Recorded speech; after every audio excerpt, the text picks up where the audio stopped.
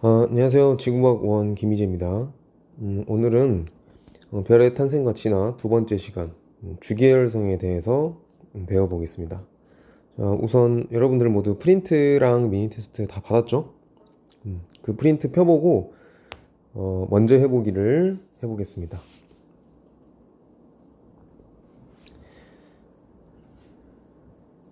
자, 먼저 해보기를 보면 별이 중력 수축하면 중심부 핵 온도는 어떻게 되나요? 그리고 또 중력 수축의 세기는 무엇과 비례하나요? 였는데 뭐였죠? 그렇죠. 중심부 핵 온도는 상승한다. 그리고 중력 수축의 세기는 무엇과 비례했나요? 그렇죠. 별의 질량에 비례했다. 별의 질량에 비례했습니다.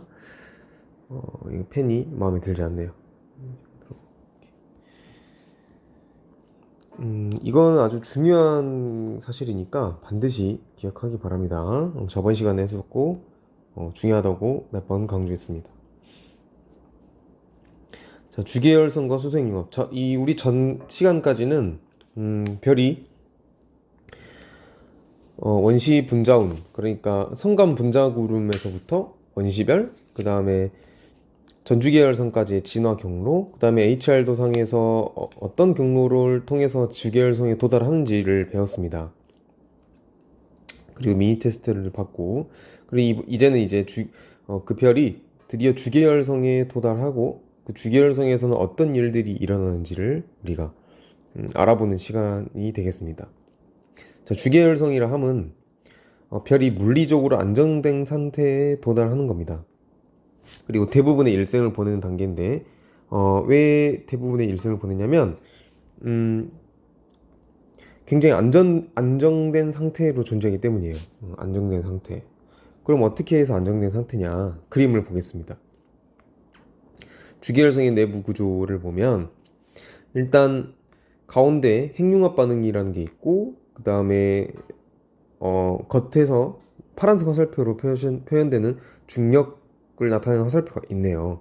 자, 우리는 이제 저번 시간까지 중력과 내부 압력, 즉 기체 압력은 서로 반대 방향의 힘을 가지고 있고 그 크기에 따라서 별이 팽창하거나 수축할 수 있다라는 사실을 우리가 기본적으로 배웠습니다. 그랬을 때 주계열성은 어떻게 되느냐 보겠습니다. 자, 동그라미 1번. 중심부의 온도가 땡땡에 이르면 여기는 1000만 켈빈입니다. 1000만 K라고 적어주세요. 1000만 켈빈에 이르면 드디어 수소 핵융합 반응이 일어난다. 수소 핵융합 반응이 일어난다. 자, 그러면 수소 핵융합 반응이라는 것은 뭐냐면 뭐 밑에서도 배우겠지만 뒤에서도 배우겠지만 수소 4개가 융합돼서 한 개의 헬륨을 만들고 그리고 에너지를 발산하는 반응입니다. 즉 에너지를 발생한다. 내부 압력이 올라간다 라는 의미입니다. 그래서 동그라미 2번 수소 핵융합 반응에 의해서 중심부의 온도가 증가한다. 중심부의 온도면 압력이 어떻게 된다 했죠? 증가한다 했습니다. 그래서 드디어 동그라미 3번 중력과 내부 압력이 같아지는 시점이 오게 된 겁니다. 주계열성 전까지는 어땠죠? 계속 중력이 우세했어요. 그래서 계속 수축하고 있었어요. 수축하면서 내부의 온도 그리고 압력이 증가하고 있었죠. 그죠? 그러다가 1000만 켈빈에 도달하는 순간 이제 수소 핵융합 반응이 시작된 겁니다. 그리고 그 수소 핵융합 반응은 중력을 이기진 못하겠지만 중력과 거의 대등한 수준으로 에너지를 발산을 하고 지금 그림에 나온 것처럼 핵융합 반응으로 나오는 에너지 방향, 중력이 중심으로 끌어당기는 방향, 이 화살표가 정반대이지만 크기는 같다. 크기가 일정해진다라는 겁니다. 별의 크기가 일정해진다. 그리고 이때를 정역학 평형 상태라고 합니다. 정역학 평형 상태 중요합니다. 별의 에너지원은 그러면 뭡니까? 수소 핵융합이다. 별의 에너지원을 어떻게 찾습니까? 별의 에너지원을 찾는 방법은 열이 어디서 나오는가를 찾으면 돼요. 전 주기율선까지는 중력으로 수축하고 그것 때문에 에너지가 나왔는데, 지금 여기서는 수축하지 않습니다. 수축하려고 하는데 막아요. 누가? 핵융합 반응이 막고 있어요. 그럼 에너지는 어디서 나온다? 핵융합 반응에서 나온다 라는 겁니다. 자, 동그라미 5번, 6번 보겠습니다. 원래 같았으면, 수업시간 같았으면 여러분 보고 직접 해봐라 이렇게 시간을 줄 텐데, 온라인 클래스 특성상 시간을 바로 주지 않겠습니다. 다만 이제 여러분들이 혼자 공부하는 시간을 따로 확보를 해야겠죠. 그래서 바로바로 하겠습니다.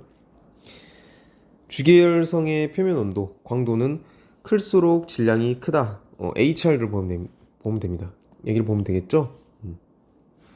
주계열성이 이 라인이죠. 이렇게 라인이고, 온도는 왼쪽으로 갈수록 크다. 광도, 절대등급 에너지는 위로 갈수록 크다. 그리고 이 숫자들을 보면 0.1 태양질 솔라메스, 그 다음에 0.3 솔라메스, 1 솔라메스 이렇게 있죠. 이렇게 왼쪽 위로 갈수록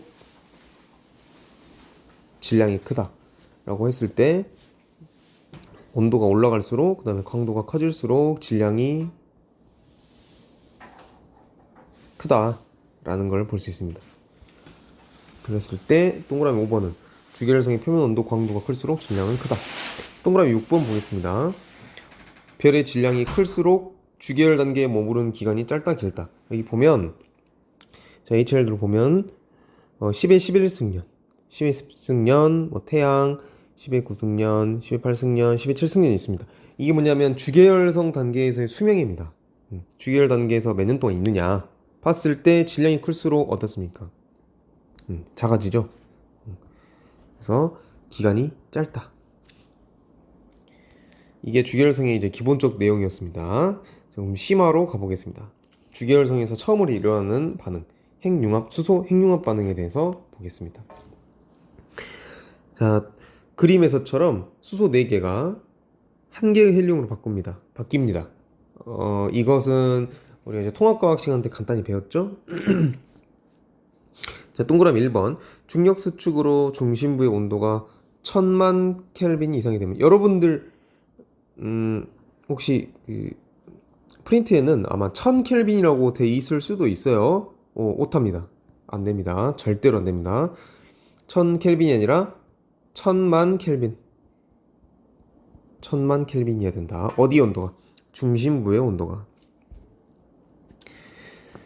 이상이 되면 수소가 융합하여 헬륨을 만드는 수소 핵융합 반응이 가능해진다.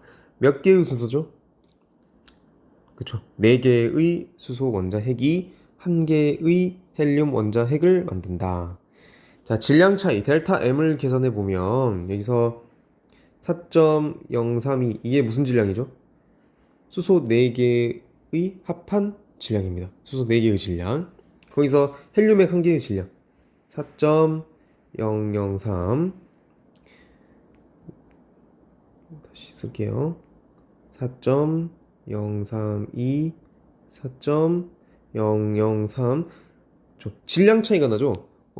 4개가 합쳐져서 1개가 만들어졌는데 질량이 차이가 나. 질량이 몇 정도 차이 나죠? 빼보면 0.029만큼 차이가 납니다. 그래서 0.029다. 그리고 이 질량의 차이는 아인슈타인의 질량 에너지 등가 원리, 즉 E는 mc의 제곱에 의해서 얘가 광속의 제곱에 곱해준 만큼 에너지가 나옵니다. 이게 바로 수소 핵융합 반응에서 나오는 에너지라는 겁니다. 됐죠? 오른쪽 위로 넘어가겠습니다. 이러한 수소 핵융합 반응에는 크게 두 가지가 있습니다. 첫 번째 PP 반응, 두 번째 CNO 사이클. 자, PP 반응을 보겠습니다. PP 반응에서 이 P는 양성자의 약자입니다. 양성자의 약자예요. 그래서 양성자 반응이라고도 합니다. 자, 그리고 두 번째 수소 핵융합인 CNO 사이클에서 C는 뭐냐면 탄소를 의미합니다. 알죠? 탄소. 그 다음에 N은 질소를 의미합니다. 그리고 O는 산소를 의미합니다. 이러한 탄소, 질소, 산소가 순환돼서 작용을 한다 해서 CNO 사이클이라고 합니다. 자세히 보겠습니다. 자, 보면은 이 과정을 여러분들이 전체 다 암기하거나 이해할 필요는 없습니다. 다만 처음과 끝을 우리가 볼 줄 알아야 됩니다. 처음을 봐보겠습니다. PP 반응의 처음. PP 반응의 처음 수소 하나, 두 개, 세 개, 네 개 들어갔죠. 그래서 여러 복잡한 과정들을 거쳐서 결국에 뭐가 나오냐? 헬륨 원자핵 하나. 그럼 즉, 네 개의 수소 원자가 융합하여 한 개의 헬륨 원자를 만드는 반응이다. 우리가 알고 있는 그거죠. CNO 사이클로 넘어가겠습니다. 자, CNO 사이클은 시작을 여기서 시작하면 돼요.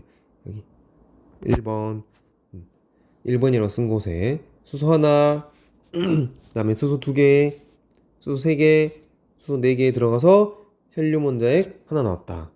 복잡한 과정이 보이지만 일단 처음과 끝. 그래서 4개의 수소가 융합하여 한 개의 헬륨 원자핵을 만들었다.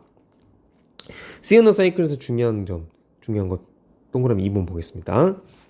자, 핵융합 반응에서는 여기서 봤을 때 탄소, 질소, 산소가 들어있죠. 보면은 탄소도 있고 질소도 있고 산소도 있고 그렇습니다. 이렇게 얘네들이 각각 어떤 기능을 하는지를 알아야 됩니다. 우리가.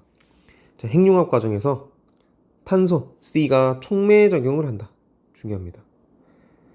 CNO 사이클에서 C는 촉매작용을 하고 질소와 산소는 반응에 참여만 한다. 그래서 탄소핵을 생성시키는 역할만 한다. 그러니까 거들 뿐이라는 거죠. 반응에 참여하는 역할만 한다. 촉매는 탄소다 라는 사실을 기억하면 되겠습니다.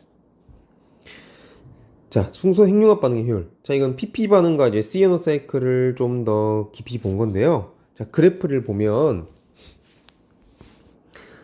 보겠습니다. 가로축은 핵의 온도, 세로축은 핵융합 반응의 각각 상대적인 효율을 나타냅니다.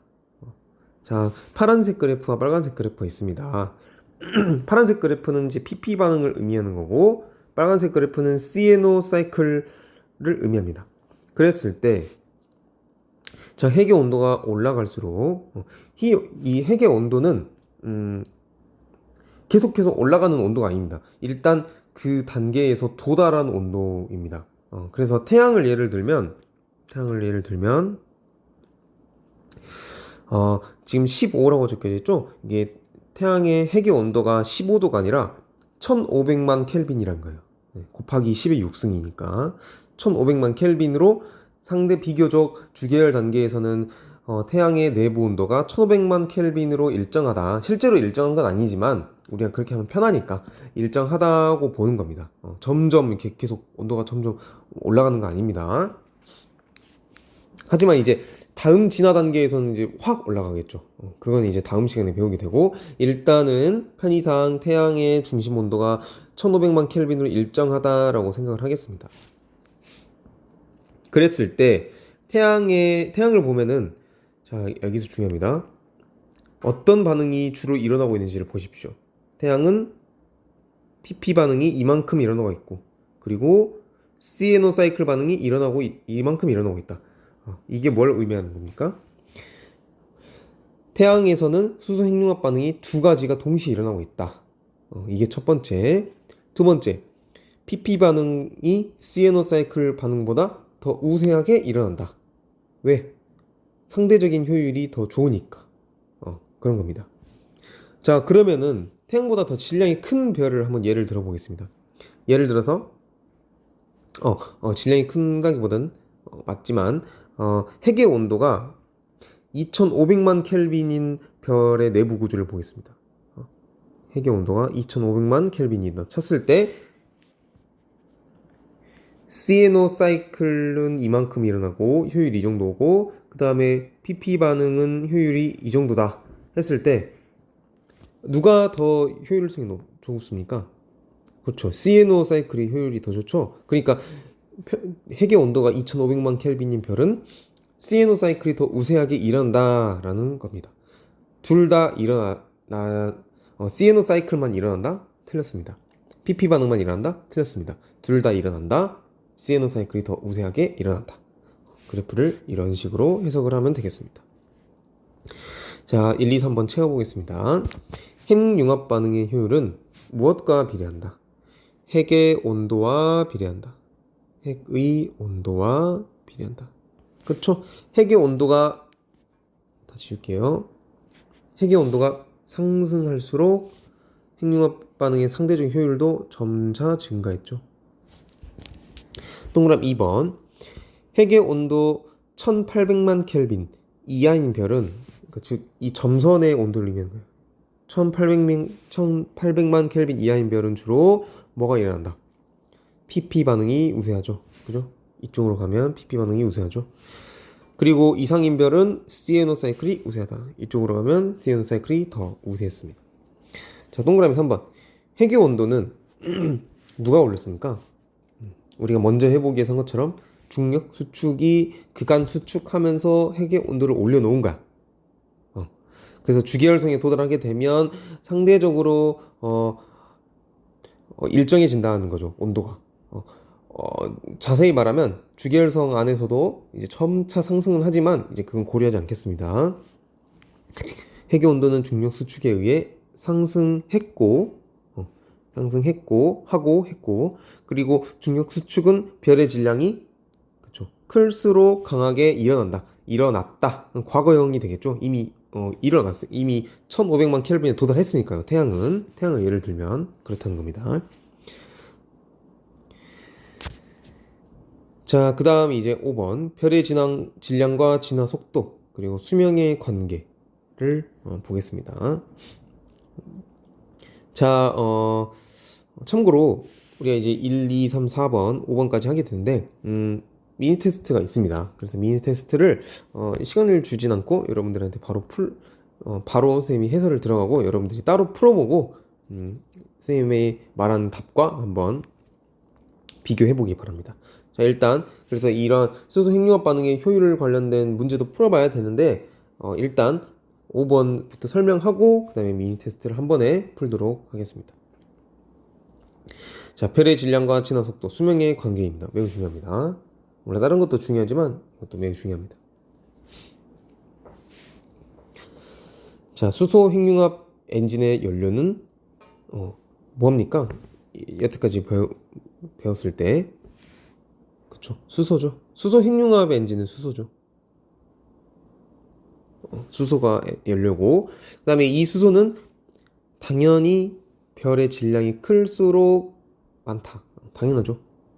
별은 대부분 수소로 이루어져 있고, 그리고 일부 헬륨, 그리고 일부 등등. 그러니까 헬륨보다 더 무거운 요소들. 그러니까 거의 대부분이 수소라고 보면 돼요. 그랬을 때 별의 질량이 클수록 당연히 수소의 양이 많아지겠죠. 자, 동그라미 2번 보겠습니다. 자, 별의 질량이 클수록 중심부의 온도는 어떻습니까? 그렇죠. 높았죠. 그죠? 왜? 중력 수축 때문에. 그리고 중심부의 온도가 높을수록 수소 핵융합은 빠르게 일어난다. 자, 이거를 우리가 이제 위에서 배운 시에노 사이클, 그러니까 수소 핵융합 반응의 효율에서 배운 3번과 융합해서 한번 정리를 해보면 이렇습니다. 여러분도 같이 적어보세요. 자, 별의 질량이 있습니다. 그리고 이 질량은 핵의 온도와 비례합니다.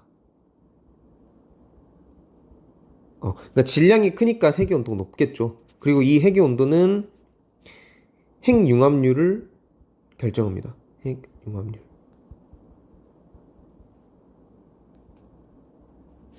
이 핵융합률이 뭐겠어요? 핵융합률. 즉 수소 핵융합이 얼마나 빠르게 일어나느냐, 느리게 일어나느냐, 그거를 말해주는 거겠죠. 그래서 질량, 핵의 온도, 핵융합률은 모두 다 비례관계다. 또 하나 비례하는 거, 질량과 그렇죠. 수소의 양과 비례하다.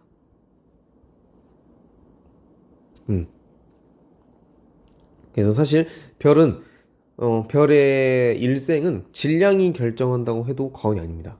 네. 자, 동그라미 3번 보겠습니다. 1번과 2번에 의하면 수소의 양과 수소 핵융합률, 핵융합 반응의 속도는 모두 별의 질량에 어떻게 됐죠? 비례 관계다. 했을 때 동그라미 4번 보겠습니다. 이 주계열 단계에 머무르는 기간을 수소 핵융합률 분의 수소의 양으로 정의할 때 질량에 따른 주계열성의 수명은 어떻게 결정될까라는 겁니다. 자, 이게 무슨 의미냐면 일단 주계열 단계에 머무르는 기간, 이것은 곧 뭐냐면 주계열 단계의 주계열성의 수명입니다. 수명. 그리고 주계열성의 수명이 왜 수소 핵융합률 분의 수소의 양이냐? 여러분 잘 생각해 보십시오. 수소의 핵융합률은 수소를 얼마나 빠르게 효과적으로 잘 태우는지 그걸 의미하는 겁니다. 그러니까 수소의 양을 빨리빨리 많이 태울수록 수소의 핵융합률은 올라가겠죠. 그죠? 그러니까 수소의 핵융합률이 높으면 높은 별일수록 수소를 빨리 쓴다는 의미고, 수소를 빨리 쓴다 그러면 뭐냐? 수소 핵융합 엔진의 연료가 다 떨어진다. 수소 핵융합 엔진의 연료가 다 떨어진다? 그러면 주계열 단계가 끝이 난다 라는 겁니다. 왜? 주계열성은 수소 핵융합 반응으로 유지되는 그런 단계니까요. 그리고 분자의 수소의 양, 당연하죠. 수소의 양이 많으면 많을수록 수소 핵융합 반응을 오랫동안 할 것이고, 그러면 주계열 단계에 머무르는 기간이 길어질 겁니다. 그렇기 때문에 주계열성의 수명은 수소 핵융합률 분의 수소의 양으로 쓸 수 있다라는 겁니다. 자, 근데 그럼 뭐가 문제냐 대체 이겁니다. 수소의 양은 누구랑 비례했습니까? 수소의 양, 질량과 비례의 관계였습니다. 수소 핵융합률은 무엇과 비례 관계였습니까? 그렇죠. 질량과 비례 관계였습니다. 썼잖아요, 여기서. 자, 모두 분모와 분자가 다 질량과 비례 관계야. 그러면 질량이 크거나 작을 때 수명은 어떻게 결정되는 것인가? 그걸 말하는 겁니다. 과연 어떻게 될까요? 자, 아래 써보겠습니다.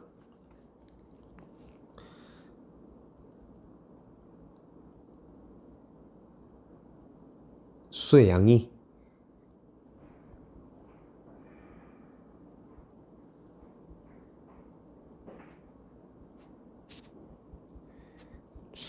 증가하는 것에 비해 핵융합률이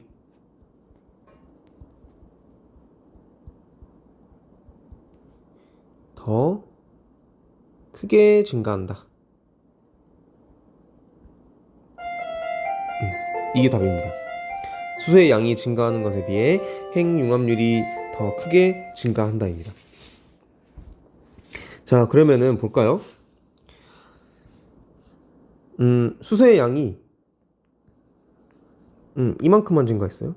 그러면은 그러니까 질량이 증가할 때 수소의 양은 이만큼만 증가해요. 근데 수소 핵융합률은 훨씬 더 많이 증가해요. 그럼 어떻게 되겠어요? 주계열 단계에 머무르는 기간이 짧아지겠죠. 작아지겠죠. 그죠? 자, 5번 보겠습니다.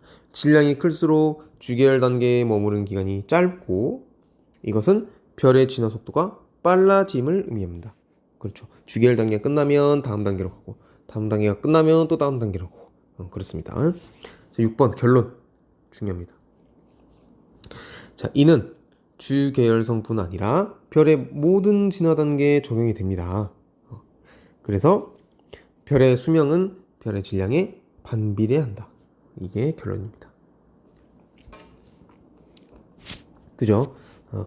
그랬을 때 여러분 다시 앞에 보겠습니다. 주계열성의 기본 뭐였죠? 별의 질량이 클수록 주계열 단계에 머무르는 기간이 짧다라고 했죠? HR도에서도 봤고 이렇게 화살표 이렇게 하면 됩니다. 이렇게 되겠죠. 6번의 이유는 동그라미 6번의 이유는 뭡니까?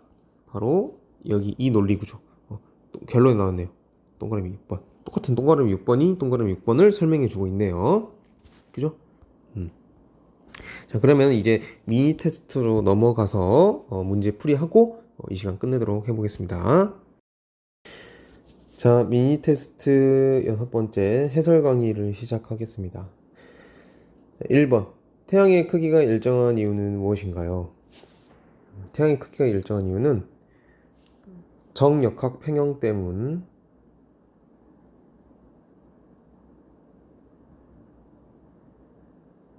정역학 평형은 뭐다? 중력과 내부 압력이 같을 때다. 여기서 내부 압력이 같아진 이유 뭐죠? 바로 수소 핵융합 반응이다.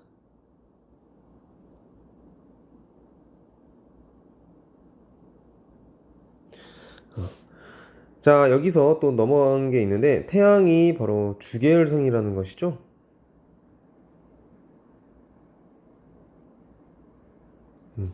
주계열성일 때 정역학 평형이고 정역학 평형이라는 것은 중력과 내부 압력이 같다. 태양의 에너지원은 무엇입니까? 수소 핵융합이죠.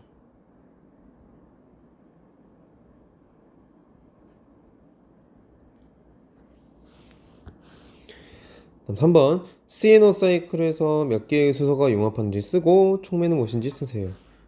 몇 개의 수소죠? 4개죠. 수소 4개. 그리고 촉매는 무엇이다? 탄소다.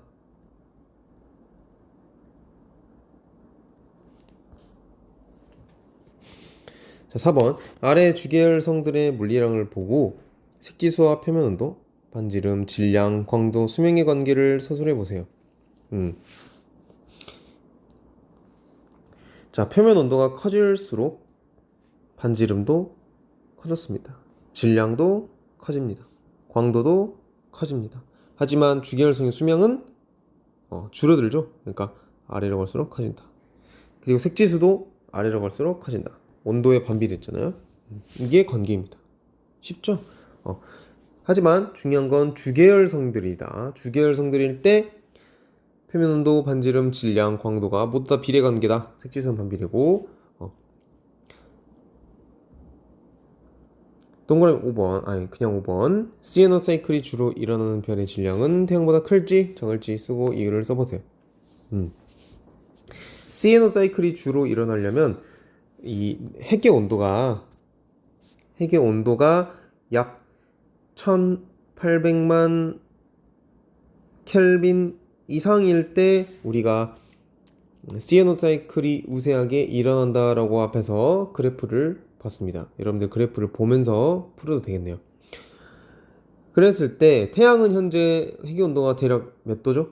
1500만 켈빈이죠. 중심부의 온도는 누가 결정한다? 질량이 결정한다.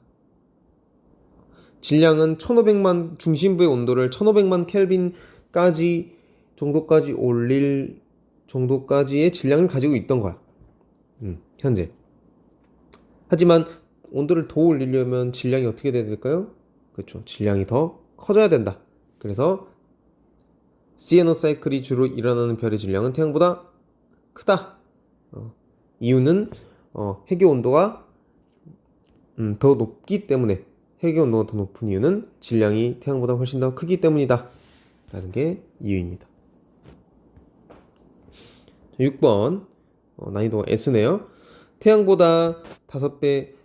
참고로 이 난이도 산정은 다 선생님이 하는 겁니다. 그리고 문제도 선생님이 직접 만드는 거니까 그렇게 일괄적이지 않을 때가 있어요. 일관적이지 않을 때가 있어요. 그러니까 들쑥날쑥할 때가 있다 이거죠. 문제를 이제 여러 번 만들어 봄으로써 난이도를 잘 산정할 수 있을 것 같아요. 아무튼 이건 S입니다. 자, 그랬을 때 태양보다 5배 무거운 별의 주계열 단계 수명은 약 몇 년일까요? 우리가 주계열 단계 수명을 논할 때 공식을 배웠습니다. 그러면 수소 핵융합률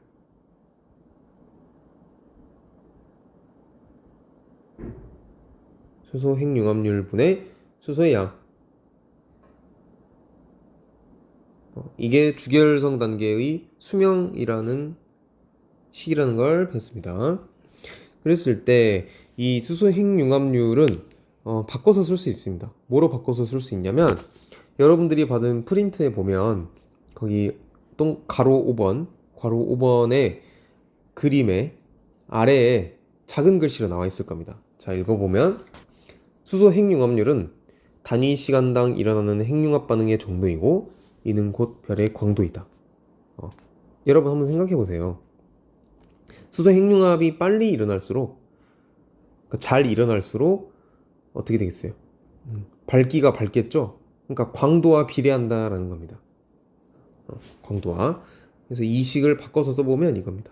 분모를 라지 L, 광도와 바꿔서 쓸 수 있어요. 분모를. 자, 그럼 분자는 뭐로 바꿔 쓸 수 있을까요? 분자는 수소의 양이죠. 수소의 양은 별의 질량과 직결되는 물리량입니다. 그렇기 때문에 질량 m으로 바꿔 쓸 수 있다. 별의 질량인 m. 그래서 이렇게 비례 표시 이렇게 쓸 수 있습니다. 그죠? 근데 여기서 봤을 때 주계열성의 광도는 질량의 제곱에 비례한다고 가정한다. 이 별은 지금 주계열성이고 광도는 질량의 제곱에 비례한대요. 근데 이 별의 질량은 태양보다 5배 무겁대. 그러면 이 별의 주계열 단계 수명은 몇 년일까요? 라고 물어봤잖아요. 광도가 질량의 제곱에 비례한다고 가정을 합니다. 그러면 어떻게 되겠어요? 일단 이 별의 질량을 광도를 한번 이렇게 계산해 보면 우리가 이 스킬을 배웠습니다. 계속해서 배우고 똑같은 걸 쓰고 있는데 다시 한번 쓰겠습니다. L 솔라분의 L은 M 솔라분의 M이다. 그리고 제곱에 비례한다 했으니까 제곱을 써주면, 그쵸? 그리고 이 M 솔라분의 M이 몇이죠? 5죠. 5. 5배라 했으니까 5의 제곱이다. 즉 L은 25L 솔라다. 무슨 말이죠? 이 별은 태양보다 25배 광도가 더 높다라는 겁니다. 이제 끝입니다. 이러면 이제 태양의 수명이 약 100억 년이래. 그러면 L 솔라분의 M 솔라는 이걸 쓰는 거예요. 이제 이걸는 100억 년 이렇게 공식을 쓸 수 있습니다. 근데 우리가 구하려는 별은 25L 솔라분의, 왜? 이건 이제 L이잖아요. L분의 M인데 이거를 이제 태양꼴로 치환해서 적어보면 25L 솔라겠죠. 그리고 M은 5M 솔라가 되겠죠. 왜? 5배 무거우니까. 이 공식 이거. 그래서 이걸 풀면 5분의 1 L 솔라분의 M 솔라다. 그러면 L 솔라분의 M 솔라는 100억 년이죠. 그렇기 때문에 5분의 1 곱하기 100억 년. 답은 20억 년이네요. 이거 잘못 썼네. 20억 년. 그죠? 네. 알면 쉽습니다. 알면 쉬운데 핵심은 뭡니까? 여기서 일단 이 공식의 의미를 알아야 되겠고, 그리고 이렇게 스킬을 쓰는 방법, 이렇게 비례식을 간단하게 수식으로 쓰는 방법, 그렇게 해서 구해봤습니다. 지금 계속해서 미니 테스트에서 비슷한 유형의 문제들이 계속 나오고 있어요. 그래서 여러분들 시험 대비할 때 미니 테스트를 꼭 다시 풀어보고 학습지도 꼭 다시 복습을 해서 좋은 결과가 있길 바랍니다. 자, 그럼 여러분 수능 끝나고 다음 주에 보도록 하겠습니다.